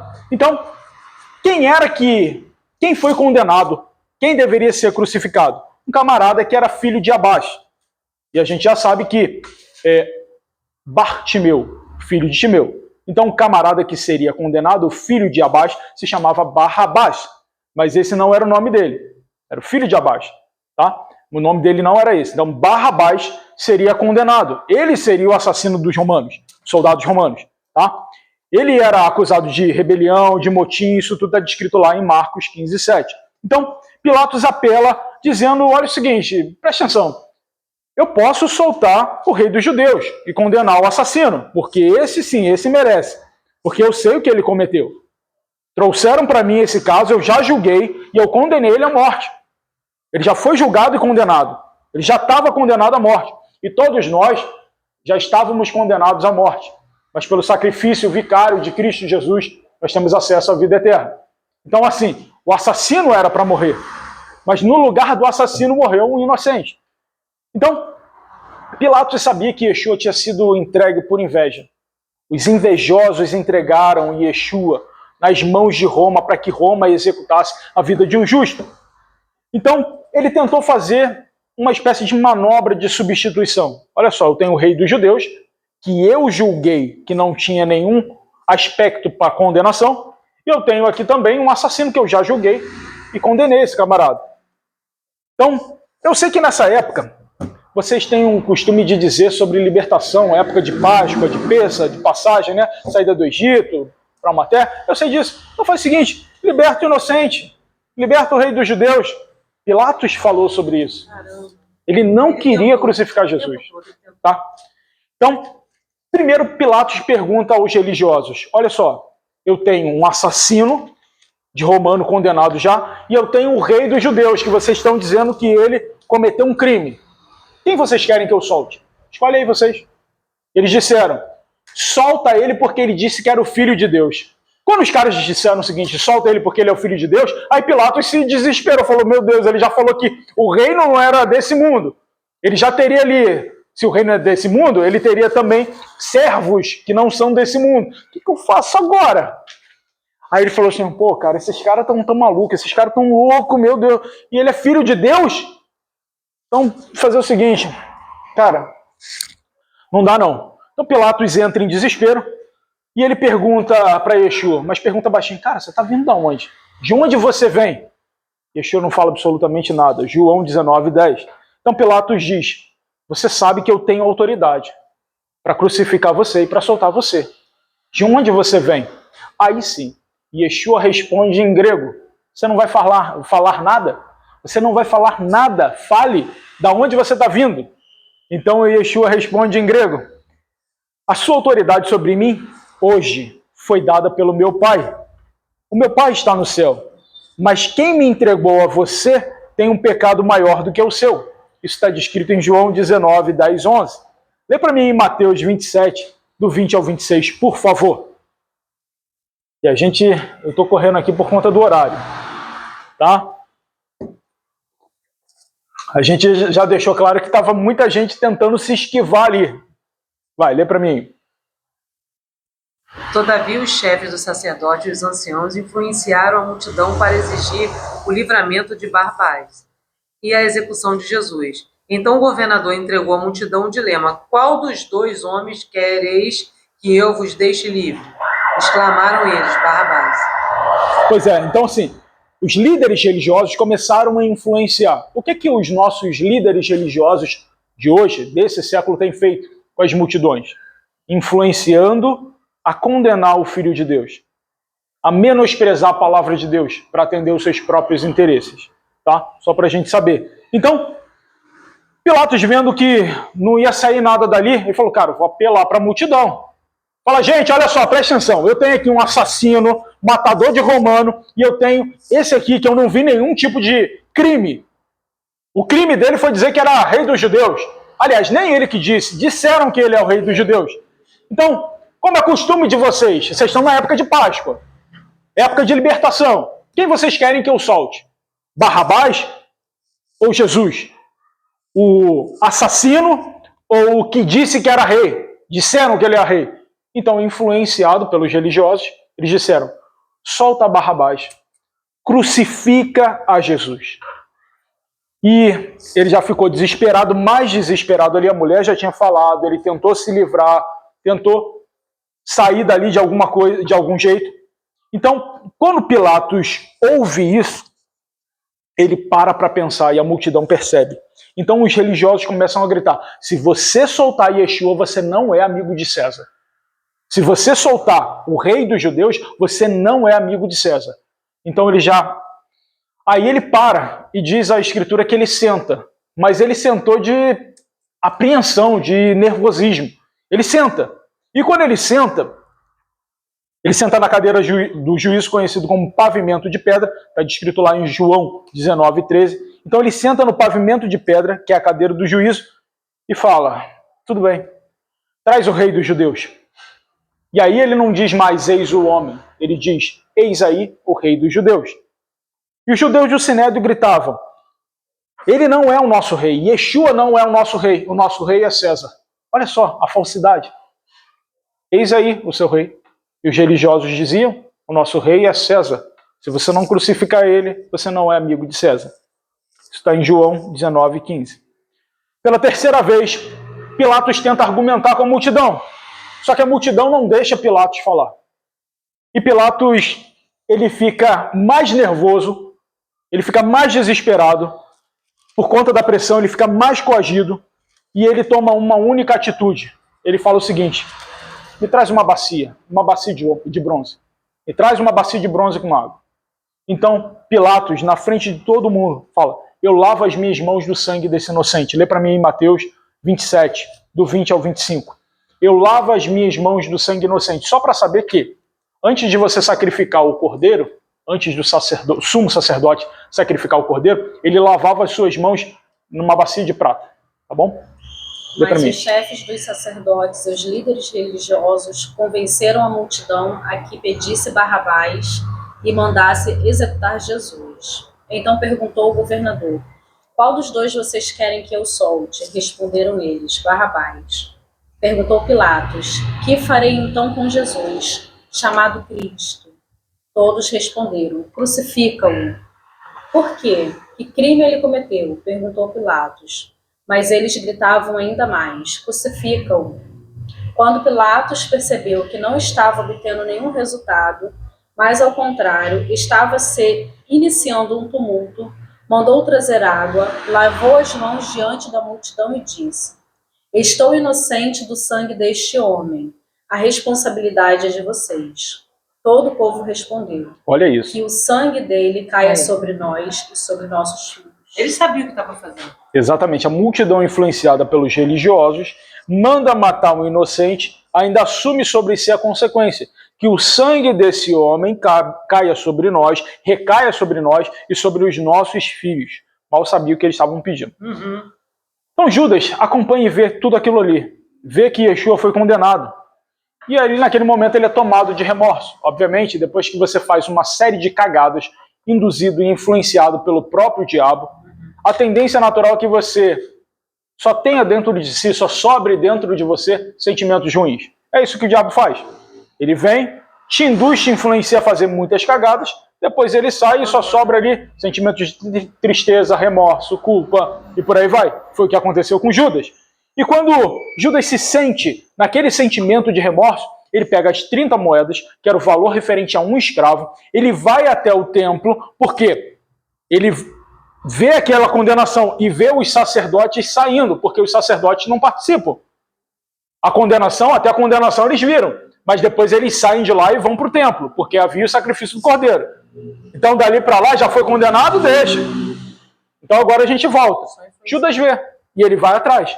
E quando chega lá no templo e vê o pessoal lá comemorando, em estado de êxtase e felicidade, olha, ele foi condenado. Esse aí não vai causar mais problema. Judas pega as moedas e joga dentro do templo, dizendo que ele pecou e traiu o sangue de um inocente. Mas por que ele diz que traiu o sangue de um inocente? Porque Pilatos falou isso muitas vezes. E ele ouviu Pilatos dizer isso muitas vezes. Que ele traiu o sangue de um inocente. Então ele joga as moedas dentro do templo. Judas vai para se enforcar. Aí é que está um dilema. Algumas pessoas falam assim, mas é a questão de que ele se jogou do precipício, caiu de cabeça e as suas vísceras saíram. Isso está descrito lá na frente em Atos dos Apóstolos 1:8, tá? Mas o texto original, em Mateus 27:5, diz que ele vai para se enforcar, tá bom? Então assim, tem as duas traduções. Aqui fica melhor. Então, eles não podiam pegar aquelas 30 moedas e colocar na oferta do templo, porque aquilo ali seria um dinheiro a preço de sangue, a custo de sangue. Então eles pegam aquelas 30 moedas ali e compram um campo para enterrar estrangeiros. E esse campo é conhecido como campo de sangue até hoje, pelo menos é o que está escrito na Bíblia. Então lê para mim em Mateus 27, 9 e 10, por favor. Pegam as moedas de Judas, não colocam na oferta do templo, mas compram um campo para enterrar estrangeiros. E assim se cumpriu o que fora anunciado pelo profeta Jeremias. Então eles tomaram as 30 moedas de prata, o valor que lhe atribuíram os filhos de Israel, e as usaram para comprar o campo de oleiro, assim como o Senhor me havia indicado. Muito bem. Então, antes de levar Yeshua para ser crucificado, perguntaram para Pilatos, olha só, ele vai ser levado para ser crucificado, mas qual é o crime que nós colocamos na placa dele? Porque todo criminoso levava uma placa com o seu crime. O que a gente coloca como acusação? Então, antes de falar o que estava escrito na placa, eu quero explicar de que forma o prisioneiro era conduzido. O prisioneiro que era conduzido para a crucificação, ele levava consigo 2 cordas. Primeiro, uma placa amarrada com uma corda como se fosse um cordão, e aqui vinha descrito qual era o crime dele. Tá? E a segunda corda vinha no pescoço. E essa corda, o condenado, ele era puxado como se fosse um animal. Enquanto ele carregava a escora onde ele ia ser crucificado, aqui, e essa escora ficava amarrada. Ele botava os braços por cima e aquela escora era amarrada. Então, a escora amarrada por cima, os braços imobilizados, um cordão com uma placa dizendo qual era a condenação, uma corda no pescoço e o capataz puxando. Foi dessa forma que Yeshua foi conduzido para a crucificação. Então, 2 cordas. Uma observação é que talvez a placa de Yeshua, a placa da crucificação, não tenha sido pregada. Existe uma incógnita se a placa foi pregada acima de Yeshua ou se ele continuou com a placa como se fosse um cordão. Tá bom? Só para a gente saber disso. Então, do pretório até o Gólgota, até o Monte da Caveira, a Montanha da Caveira, eram mais ou menos 500 metros, mas de vielas estreitas, apertadas, ruas muito apertadinhas. Então, pegaram Yeshua, colocaram essa escora, amarraram, colocaram a placa nele e vieram puxando como se fosse um animal, aos trancos. Um vinha na frente e eram 6 soldados romanos fazendo a escolta, tá? Até porque tinha uma multidão para ver, saindo da Fortaleza Antônia, não vou falar petróleo de novo não, que eu vou me confundir, da Fortaleza Antônia até o Gólgota. Então, a história é o seguinte, todas as vezes que um condenado pelo sistema de juizado de Roma, ele era condenado, iam na casa dele. Barrabás foi condenado. E todas as vezes que alguém era condenado à crucificação, na casa havia a escora principal. E essa escora principal era retirada para que a família lembrasse que aquela pessoa, daquela comunidade, daquela família era um assassino e que foi executado por Roma. Então a haste principal da viga da casa daquela pessoa era arrancada para que aquela haste fosse usada como o ponto horizontal daquele que seria executado por Roma. Tá? Então assim, a haste horizontal que Yeshua levou era da casa de Barrabás. Então assim, Yeshua leva essa haste, mas na casa de Barrabás ainda estava o sinal dizendo que ele ainda era um assassino. Ele foi liberto pelo povo, pelos religiosos, mas ele continuava sendo um assassino. Então só para a gente entender o que eu expliquei, está aqui a posição de como era. A haste da casa do condenado, tá? Aqui a placa eu tive que adaptar, uma placa escrito qual era o crime do condenado, uma corda sobre o seu pescoço e uma outra corda para puxar, tá bom? A cruz possivelmente foi dessa forma aqui, porque era um encaixe, ou talvez dessa forma aqui, mas daria muito mais trabalho para Roma fazer dessa forma. Então possivelmente foi desse jeito e talvez a placa da cruz fosse assim. Mas se ele tivesse numa posição mais abaixo, também daria para conseguir ver a placa, se ele tivesse mais abaixo aqui, a cabeça aqui e as 2 mãos estendidas, tá bom? O homem de Cirene, quando ele sai ali com um guarda puxando aos trancos e mais 6 soldados, ele ensanguentado, com dificuldade de respirar, porque ele já havia sido açoitado, já havia sido esmurrado, com o rosto todo machucado, cheio de hematomas, lavado de sangue, carregando uma haste amarrada e uma placa no pescoço. Um capataz puxava dando esses trancos. Eu estou repetindo isso porque isso é importante. Na parte do sacrifício vocês vão entender o porquê que estavam esses trancos, tá? Então Yeshua, quando ele está fazendo aquilo ali, ele sai amarrado e o capataz está puxando, Yeshua perde o equilíbrio. Ele já estava com dificuldade de respirar. Ele perde o equilíbrio e cai. Só que quando ele cai com aquele troço, com aquela haste por cima da cabeça. E a cabeça dele levava uma coroa de espinho, ele não tinha como apoiar. Imagina, bater com o rosto direto no chão. Ah, mas como é que você sabe que ele bateu com o rosto direto no chão? Porque o cara puxou. O cara puxou. Ele não tinha como apoiar. Ele não caiu de costas. O peso, o próprio peso. O próprio peso. Eu nem falei isso, mas era de 35 a 45 quilos o peso da haste. Imagina, um saco de cimento tem 50 quilos. Você andar por 500 metros com aquele troço, imobilizado. E imobilizavam a mão do camarada justamente para ele não tentar luta, fuga, esse tipo de coisa. Tá? Então, ele perde o equilíbrio e cai. Ali tinha a coroa de espinhos. Só que, quando Yeshua cai, a multidão que já estava ali alvoroçada, vamos dizer assim, tenta linchar Yeshua. Ele era condenado, mas os soldados romanos precisaram fazer um cordão de isolamento para garantir que ele chegaria no Gólgota vivo. O camarada percebeu a cagada que ele fez em dar o tranco. Puxou mais do que deveria puxar. Aliás, não deveria nem puxar. Né? Então, ele percebeu. Então, os caras já entraram em desespero, a multidão vai linchar ele. Não, calma aí, faz um cordão de isolamento. Eles veem um camarada chamado Simão. Simão é nome judeu. Só que ele era Simão da cidade de Cirene, ou Simão Cirineu. Aonde era Cirene anteriormente? Não dá tempo de falar sobre esse camarada, mas eu gostaria de falar, porque ele ia para o templo. Ele vem pela porta do campo, ele troca a sua roupa para participar do processo da imolação do cordeiro, lá no templo. Ele veio especificamente para isso. Ele vem pela porta do campo, a porta de Damasco. Ele ia para participar. Ele coloca suas vestes especiais para isso. Então ele, soldado romano, quando Yeshua cai, você aí, ajuda a pegar a cruz dele aqui, vem cá, você. Ele, não, mas poxa, olha só, eu estou indo para o templo, você quer ser crucificado também?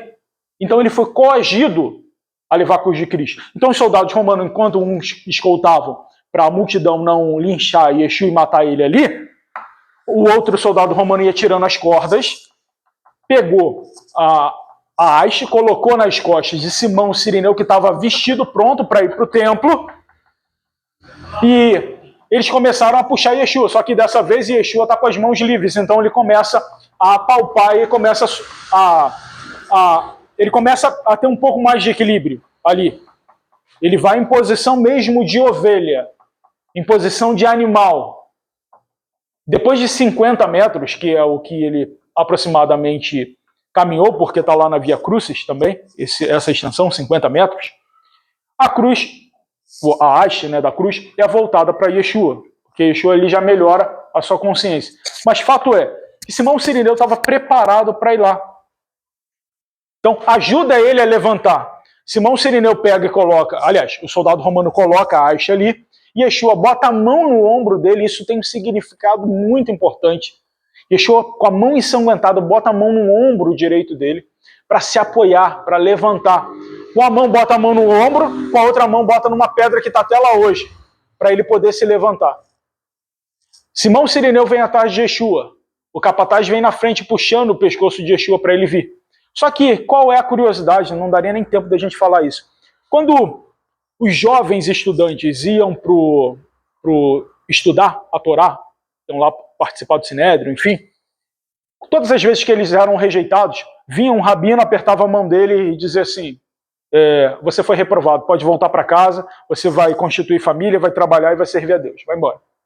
Agora, quando o sacerdote pegava e colocava a mão no ombro direito, é o significado de dizer, você foi aprovado. Então Simão Cirineu, naquela época ali, naquele momento em que ajuda Yeshua e ele bota a mão no seu ombro direito, é como se dissesse, você foi aprovado. Mas ele foi coagido isso, né? Não foi de livre e espontânea vontade. Na realidade, o interesse dele era ir para ver a imolação do cordeiro, para receber uma gotinha de sangue nas suas vestes e contar para sua família, porque não dá tempo de abrir muito. Mas ele se preparou para ver lá. E vocês vão entender lá no final, quando eu for dizer para vocês como era o ritual de imolação do cordeiro, vocês vão entender o que Simão Cirineu queria. Então, assim, ele queria receber uma gotinha de sangue do cordeiro, na parte da imolação. Mas ele recebeu o sangue do cordeiro vivo, ali, a mão no ombro direito, o selo de aprovação, mesmo sendo coagido. Mas vamos lá, vamos voltar. Então, Simão Cirineu é obrigado a carregar a escora de madeira para Yeshua se levantar. Os guardas desamarram, já falei sobre isso. Simão carrega atrás de Yeshua por 50 metros, já falei sobre isso também. Yeshua se recompõe e, fato é, os guardas não poderiam chegar com Simão Cirineu lá no Gólgota, porque senão eles seriam chamado a atenção. Tá? Tem até um episódio de The Chosen que botam o capacete em Yeshua e fala assim, carrega isso aí pra gente. Porque a lei de Roma, você pode obrigar qualquer um a caminhar 1000 milhas, 1000 léguas. E Yeshua fala assim, não, a gente vai andar 2000, levando mais ou menos isso. Então assim, aí os soldados romanos falam, não, você não pode levar pra gente, porque se chegar lá na frente a gente vai ser chamado a atenção. Era mais ou menos... Então assim, ele não podia, um estranho que não participaria ali, levar a cruz de um condenado. Porque senão eles seriam punidos por isso. Um estranho, um inocente levando a cruz de um condenado vai dar problema, vai dar BO. Tá? Só para vocês entenderem. Então, depois que Simão Cirineu carrega 50 metros, Yeshua está com as mãos livres, ele recebe a escora de novo nas suas costas e agora ele leva com a mão livre. Ele não é amarrado novamente. E chega no Gólgota, no lugar da caveira. Está aqui, esse aqui é o Gólgota, não dá para ver direito, a semelhança de uma caveira, tá? Só para a gente saber. Antes de ser preso na cruz, Yeshua estava lá do lado, pegaram um copo, não foi uma estopa, e deram um vinho para ele. Vinho com mirra, ou em outras traduções, vinho com fel, tá? Mas ele não bebeu, ele se recusou a beber, tá? Não foi na esponja, só para a gente saber. Na esponja foi depois, logo quando ele estava para morrer. Então, Yeshua ele é arrastado pelos braços para ser pregado. Só que tem a haste principal, a vertical e a horizontal. A horizontal, que era da casa do condenado, era encaixada e era presa. Ok. Então, Yeshua cede o braço primeiro, e quando ele cede o braço primeiro, finca um prego no lugar que já estava marcado, porque era a posição do braço de Barrabás. Só que aquela haste não pertencia a ele. Com a corda que estava no pescoço de Yeshua, eles amarram no outro braço, porque o furo seria muito maior. E como fez o Mel Gibson, e possivelmente foi daquela forma, eles puxaram, distenderam o ombro dele até chegar no furo que precisava. Tá? Porque os pregos eram muito caros, não daria tempo de fazer um outro furo. Então eles forçaram a barra para o braço de Yeshua chegar do outro lado. Tá bom? Então só para a gente entender que ele foi pregado, porque aquela haste não era dele. A gente já falou sobre isso. Yeshua não foi pregado pelas mãos, porque se ele fosse pregado pelas mãos, rasgaria as mãos. Então ele foi pregado pelo pulso. Tá? Só para saber. E os calcanhares, eles foram pregados, mas não naquela posição que a gente vê de frente. Vocês viram o filme Risen? Ressurreição? Ninguém viu, né? Depois vê aí, filme Risen, Ressurreição. A visão de um soldado romano, tribuno, em relação à crucificação. As primeiras cenas já mostram ali como é que é preso o calcanhar daquele condenado. Porque a Bíblia diz que nenhum dos seus ossos foi quebrado. Aí quando fala assim, mas o calcanhar não foi atravessado? Não, nenhum dos ossos foram quebrados. E a gente vai entender que, por essa figura, tá aqui, o cravo pegou na parte do pulso, perto do nervo mediano, tá aqui. Aqui, a parte do calcanho era na parte lateral da cruz.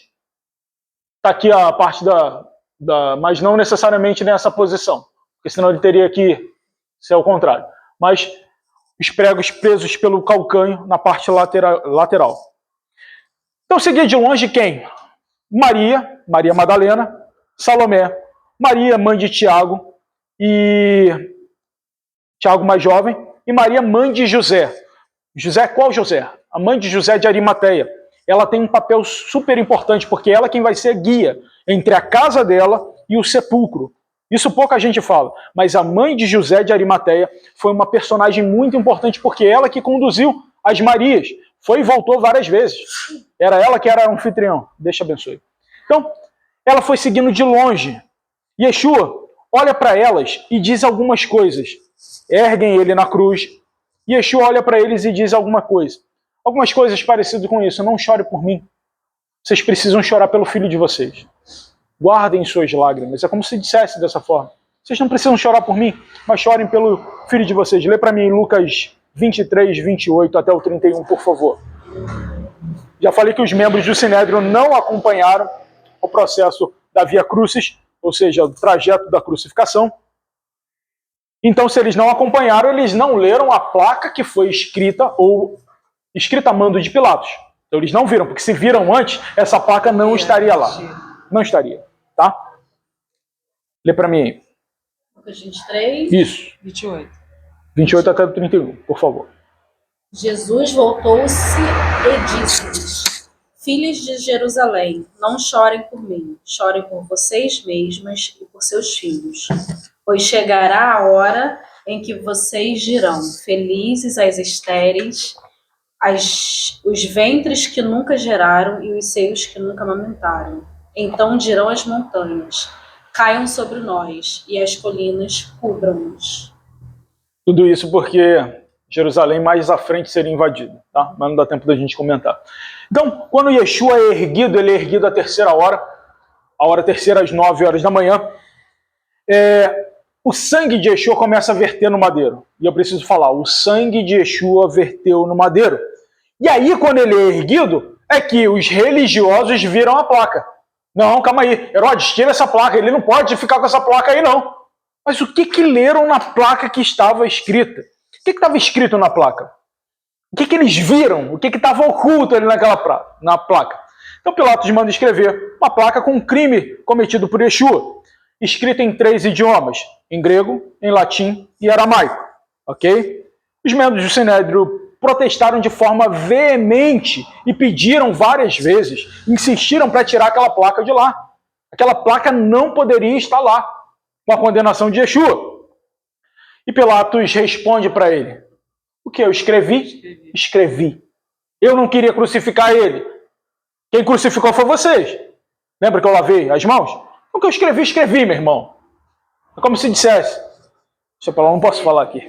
Ô, revolta. Mas o que eles viram? Todas as vezes que a gente vê a placa em grego, a gente vê essa inicial aqui, INBI, tá? Aqui, INBI. Todas as vezes que a gente vê em latim, Jesus, Nazarenos, Rex, Iuda, Hieron, Inri, tá? Que significa Inri.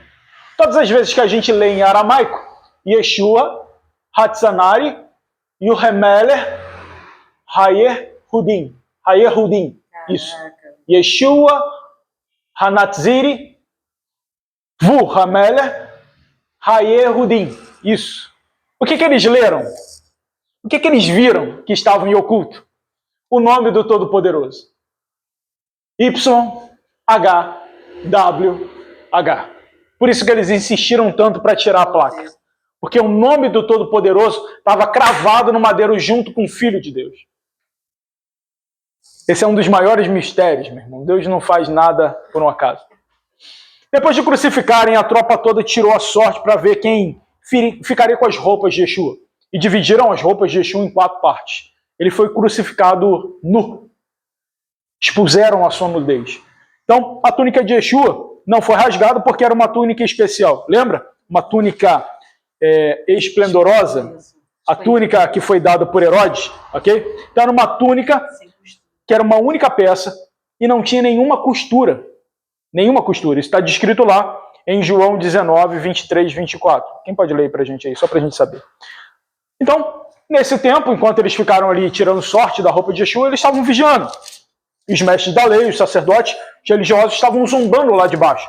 Zombando de Yeshua, dizendo que, você salvou muitos. Mas por que não salva a si mesmo? Desce da cruz. Depois que você descer da cruz, a gente crê em você.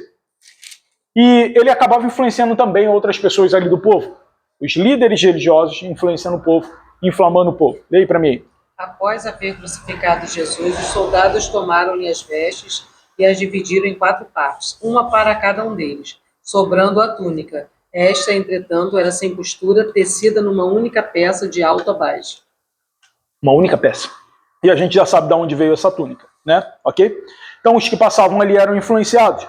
Os que passavam lançavam insultos, eles meneavam a cabeça e falavam: você não disse que ia destruir o templo em 3 dias? Desce da cruz, salva-te a ti mesmo, você não é o Filho de Deus? Se salva. Então, insultavam também os outros assassinos que estavam lá expostos, né? Yeshua no meio, ao lado de 2 assassinos. Assassinos de romanos. Eles sim foram condenados. Eles sim tinham motivos para estar na cruz. Barrabás também, seria o principal ali. Então, dá a entender que Barrabás seria já que os 2 eram, vamos dizer assim, não eram os principais, estavam do lado, Barrabás seria o assassino principal, seria o líder, o chefe do motim, tá? Só para a gente entender. Então, um deles começa a repetir aquilo que a multidão falava. Você não é o Filho de Deus? O cara estava lá, o assassino, pendurado, no madeiro, com o seu crime, dizendo assassino. Ele olha para o Filho de Deus e fala: você não é o Filho de Deus? Desce daí, se salva. Já o outro que estava do outro lado disse: camarada, por que você está fazendo isso? Ele faz uma coisa que se chama no judaísmo techuvá, ou ha-techuvá. Ele se arrependeu. Falou: Senhor, sei que eu estou errado. Mas se for possível, lembre de mim quando entrar no teu reino. Ele reconheceu. Ele se arrependeu. E ele reconheceu. Ele reconheceu que Cristo era o Filho de Deus. Por quê? Lembra-te de mim quando entrares no teu reino. Ele reconheceu. É maior do que o arrependimento. Ele reconheceu ali. Pois é. E tem muita gente que não consegue reconhecer que Deus tem um reino. Não. E o reino dele é eterno. Tá? Então lembra-te de mim quando entrares no teu reino. E Yeshua responde: é hoje, não é amanhã nem depois. É hoje. Hoje mesmo estarás comigo no paraíso. E aonde era o paraíso? Anteriormente, nos bastidores aqui sem gravar, eu falei sobre um lugar chamado Hades, sobre o seio de Abraão e sobre o Sheol. Não dá para a gente falar sobre isso. Mas, de fato, a gente vai falar sobre isso, mas não vamos gravar. Quem for ouvir, a gente fala aqui nos bastidores depois como é. Porque isso é uma linha de raciocínio, não dá para a gente embasar biblicamente. Dá, no livro de Judas, mas deixa para frente. Então, hoje mesmo estarás comigo no paraíso, lá no seio de Abraão. Então, Yeshua é a primícia dos mortos. Se ele é a primícia dos mortos, ninguém ressuscitou antes dele. Bom, mas e os outros? Ressuscitou, vem, Talita cume, por aí vai. A gente fala isso nos bastidores, tá bom? Então, antes do meio-dia, Yeshua brada, Pai, olha só, o assassino, ladrão, fez o Hateshuvá, o Teshuvá, o arrependimento, reconheceu que ele era o Filho de Deus. Isso antes. Já ao meio-dia, Yeshua brada, Pai, perdoa por quê? Todos eles não sabem o que estão fazendo. Então, 12 horas, a hora que ele brada, logo assim que ele brada, às 12 horas, ocorre uma escuridão intensa. E 12 horas se iniciava o período do sacrifício no templo, do cordeiro de quem tinha poder aquisitivo. Esse sacrifício ia até as 15 horas, onde era o horário do sacrifício do cordeiro principal. Então, ao meio-dia, todo o território de Israel é coberto por densas trevas. E essas densas trevas quem eram? O reino, a potestade, o reino do mal estava em peso ali. E quando o reino das trevas estava em peso ali, isso interfere na comunicação, interfere entre aspas, na comunicação entre os seres humanos e Deus. Por isso, Yeshua, antes da escuridão, ele brada em alta voz, Pai, perdoa, porque eles não sabem o que fazem. Porque ao meio-dia seria trevas sobre toda aquela localidade. Então, assim, será que não iria atrapalhar a comunicação? E também ocorre a interrupção entre a comunicação do Filho de Deus com o próprio Deus. Tá? Só para a gente saber. E se cumpriu o que estava escrito? Ele foi crucificado entre transgressores e malfeitores. Isso está descrito em Marcos 15, 28. Isaías 53, 8 a gente já leu. Perto da cruz estava Maria, mãe de Jesus, mãe de Yeshua. A sua tia, ou seja, Maria tinha uma irmã, estava lá.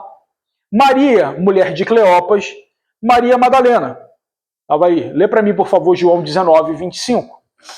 Tá? Porque Maria tinha uma irmã. Yeshua vê a sua mãe e vê também a João. E ela olha para Jesus falar 7 frases antes de morrer. Tá? De 9 horas da manhã até as 3 horas da tarde, ele fala 7 frases. E uma delas foi essa. Eis aí o teu filho.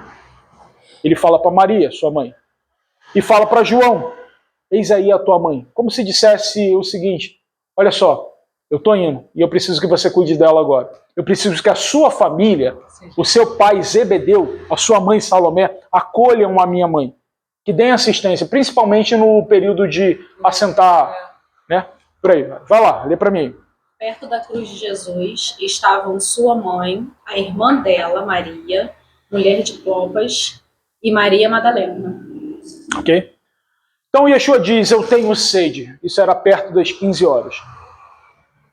Então quando ele fala, eu tenho sede, isso já era próximo das 15 horas, ele brada em alta voz, Eloi, Eloi, lama sabachthani, que significa, Deus meu, por que me desamparaste? Porque o Senhor me abandonou. Meu Deus, ele não chama nem de pai. Meu Deus, por que me abandonou? Agora imagina alguém que estava sofrendo de hipóxia, deficiência de oxigênio, já tinha se esvaído em sangue, estava pendurado pelos pulsos e pelos calcanhares. É porque não dá para a gente falar sobre a fisiologia da crucificação, porque é cruel, muito cruel. Ele juntar um fôlego que ele não tinha para bradar, Deus meu, por que me abandonaste? É porque realmente ele sentiu a pressão daquilo ali. Então, disseram, ele está chamando Elias, Eliarro, Eloi, está chamando Elias. Então alguém, diz a Bíblia que alguém, lá em Marcos 15, 36, alguém corre para pegar uma estopa com vinagre e coloca na ponta de um caniço. Aí sim, porque lá no início foi vinho com fel, vinho com mirra. Tá? A gente falou sobre isso. Agora pega uma esponja, uma estopa, e dizem que era uma esponja, uma estopa que os soldados usavam para limpar os resíduos fecais que ficavam... Vocês entenderam onde? Exatamente. Era como se fosse uma espécie de papel higiênico, dizem. Tá? Eu não posso comprovar. Então Yeshua junta o último fôlego dos seus pulmões e aí sim ele grita mais uma vez. Foram 3 gritos. Tá? Perdoa porque eles não sabem o que fazem antes das trevas. Segundo, Eloi, Eloi, lama sabachthani. E terceiro grito. Tetelestai, está pago, está quitado, está consumado. Foi o terceiro grito que ele deu. Então, quando ele dá esse terceiro grito, ele fala em voz baixa, mas dá para ouvir. Pai, em tuas mãos eu entrego o meu espírito. E ele expirou. Ali ele morre, às 3 horas da tarde. E quando ele morre, acontece um grande terremoto. São 2 terremotos. O primeiro terremoto acontece agora. Quando acontece aquele terremoto, a terra treme e os túmulos se abrem. A gente já tem uma pista do que vai acontecer depois na ressurreição. Quando os túmulos se abrem, não só isso acontece, mas o véu do templo, que era extremamente espesso, rasga, mas não de baixo para cima, mas de cima para baixo. Dizendo que o caminho entre Deus e os homens eles foram abertos. Que o sumo sacerdote não seria mais necessário. E era nesse horário, um pouco depois do horário da imolação do cordeiro, que acontece isso. É como se o sacrifício daquele cordeiro que estava acontecendo lá no templo não fosse necessário mais. O papel do sumo sacerdote não seria mais necessário. Porque o caminho foi aberto, o véu foi rasgado de cima a baixo. E eu já vou falar sobre o ritual. E aí vocês vão entender um pouco daquilo que eu já expliquei aqui. Então, acontece um grande terremoto, as rochas se partem, os túmulos são abertos. Ok. Lê para mim Mateus 27, 52, por favor.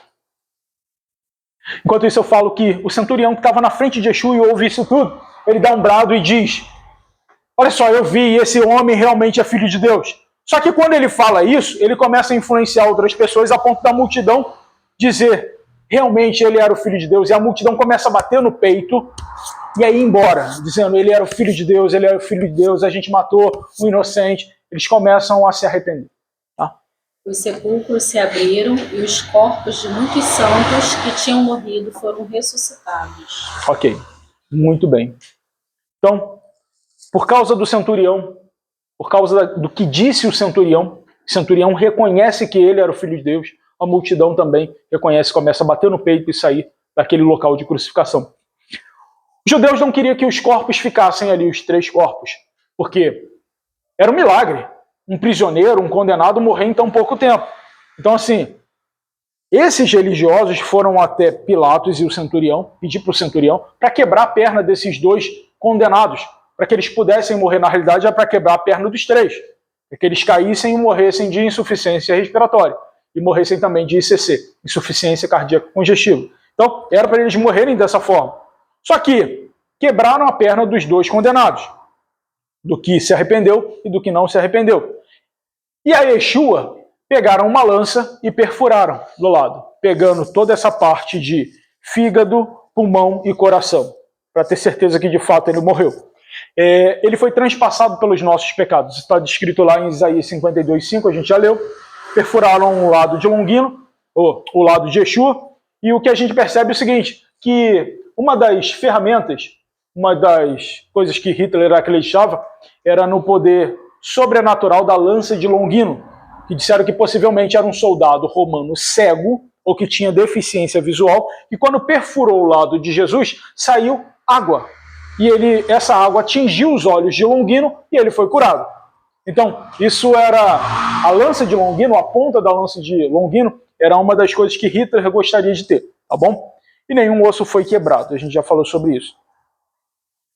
Isso era quarta-feira à tarde, 14 de Abib, a gente ainda está no mesmo dia. José de Arimateia, o tzadik, o justo, ele era discípulo de Yeshua, mas ele era secretamente, mas ele de forma corajosa, ele vai até Pilatos e pede o corpo de Yeshua. Pilatos fica surpreso ao saber que Yeshua havia morrido, sem precisar quebrar as pernas. Mas com o simples fato de perfurar a lança ali, ele já havia morrido. Então, José de Arimateia pede o corpo de Yeshua, e Pilatos fala o seguinte, chama o centurião, deixa eu perguntar, o rei dos judeus morreu mesmo? Não precisou quebrar as pernas? Não, ele morreu. Faz o seguinte, já confirmei que morreu, dá o corpo para ele, dá o corpo para esse rapaz aqui, para esse senhor, para José de Arimateia. Então, quando acontece isso, depois de Pilatos confirmar e saber que Yeshua morreu, ele libera o corpo para José. José de Arimateia vai com Nicodemos, junto com Nicodemos, para tirar o corpo da cruz. Isso está registrado em Marcos 15:46. Nicodemos não vai puro, Ou seja, ele se preparou antes, o que significa dizer que ele também acompanhou. Ele já sabia o que estava acontecendo. E antes que o comércio fechasse, porque no dia seguinte era Páscoa, era feriado, ele comprou 34 quilos de mistura de mirra e aloés, tá? Para poder ungir o corpo de Yeshua. Era o dia da preparação, estava quase perto do horário do feriado nacional, então eles precisaram tirar o corpo de forma rápida. 2 rabinos, Nicodemos e José de Arimateia, prepararam o corpo de Yeshua rapidamente com especiarias e linho puro, ou seja, como se preparassem um rei, o corpo de um rei. Tá? O corpo de Yeshua foi levado para o sepulcro, e o sepulcro era novo, era da família de José de Arimateia, Yosef de Arimateia. E ali, naquele sepulcro, havia um jardim muito grande. Às vezes a gente vê em alguns filmes ali como se fosse uma rocha pequena, um jardim pequenininho, mas era um jardim enorme. Era um vasto jardim, era um grande jardim, tá? Para a gente saber. Então Maria Madalena e a outra Maria, a mãe de José, começou a acompanhar as Marias. Então elas foram ver aonde era o túmulo. Então assim, acabou a crucificação, Nicodemos e José de Arimateia tiraram o corpo de Yeshua e eles precisavam preparar o corpo. Então eles levaram para o túmulo. Eles não passaram em casa. Já as Marias, junto com a mãe de José de Arimateia, levam essas Marias para ver aonde era o túmulo. Tá? Então, em seguida, depois de verem onde era o túmulo, elas precisaram ir para casa, porque era feriado no dia seguinte, mas antes de chegar em casa, elas compraram também especiarias aromáticas e perfume. Agora sim, para a gente entender o processo da crucificação. Pôncio Pilatos ele fez o papel do sacerdote, eu já disse isso anteriormente, que avaliava o animal, o cordeiro, e ele lavava as mãos na bacia de bronze. E ele diz que aquele cordeiro estava apto pelo sacrifício, para fazer o sacrifício. Ele poderia ser sacrificado porque ele não